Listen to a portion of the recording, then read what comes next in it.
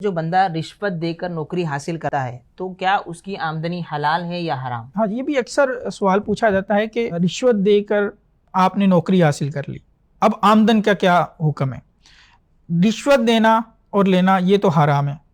کہ حدیث پاک میں فرمایا گیا الراشی والمرتشی فی النار او کما قال علیہ الصلوۃ والسلام کہ رشوت دینے والا اور رشوت لینے والا دونوں جہنم میں ہیں۔ اور اگر اب سوال یہ کہ اس نے رشوت دے کے نوکری حاصل کر لی، وہ اس پہ اپوائنٹ ہو گیا، اب اس کی آمدن کا کیا حکم ہے؟ دیکھیں، آمدن کے حوالے سے یہ اصول ہوتا ہے کہ آمدن آپ کو کس چیز کی دی جا رہی ہے؟ آپ جو کام وہاں پہ کر رہے ہیں اس کی آمدن آپ کو دی جا رہی ہے۔ آمدن کے حلال ہونے کے لیے ایک تو بنیادی چیز یہ ضروری ہے کہ وہ کام جو آپ کر رہے ہیں وہ کام جائز ہونا چاہیے، اور دوسری بات یہ کہ آپ اس کو جس انداز سے کرنے کا کہا گیا تھا اس انداز سے کر بھی سکتے ہیں اور آپ کر بھی رہے ہیں۔ مثال کے طور پر آپ ٹیچنگ کی جاب لے لیتے ہیں، آپ کہتے ہیں جی میں فزکس کی ٹیچنگ کروں گا، آپ اہلیت ہی نہیں رکھتے، آپ کے پاس وہ نالج ہی نہیں ہے اس فن کا، آپ اس کی ٹیچنگ کر ہی نہیں سکتے، لیکن آپ نے رشوت دے کر وہ نوکری حاصل کر لی۔ اب بچوں کو تو آپ پڑھا نہیں سکتے، اب آپ اس کے آئیں بائیں شائیں کریں گے، کبھی کدھر سے کبھی کدھر سے، کوئی ٹائم ضائع کر دیا،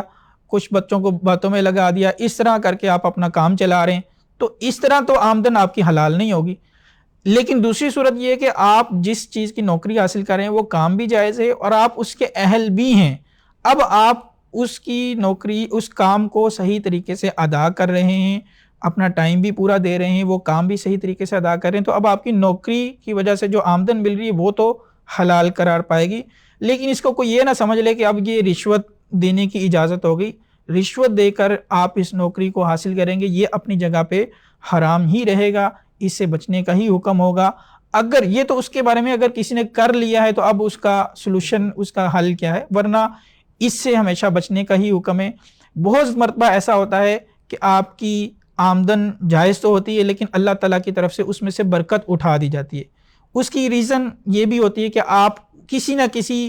اس کام کے اندر کسی نہ کسی پوائنٹ پہ اللہ تعالیٰ کی ناراضگی والا کوئی کام اس میں شامل کر رہے ہوتے ہیں، تو ہو سکتا ہے کہ آپ کے اس طرح کے عمل کی وجہ سے آپ کو نوکری تو مل جائے، آپ کی نوکری کے پیسے بھی حلال ہو جائیں، لیکن اس میں سے برکت اللہ تعالیٰ اٹھا لے۔ تو برکت حاصل کرنے کے لیے ہم نے کام ایسا کرنا ہے جو جائز بھی ہو، اور اس کا طریقہ بھی اسی طرح سے ہم نے چوز کرنا ہے جو بالکل شریعت کے مطابق ہو، تو انشاءاللہ اللہ تعالیٰ آپ کی تھوڑی آمدن میں بھی برکت عطا فرمائے گا۔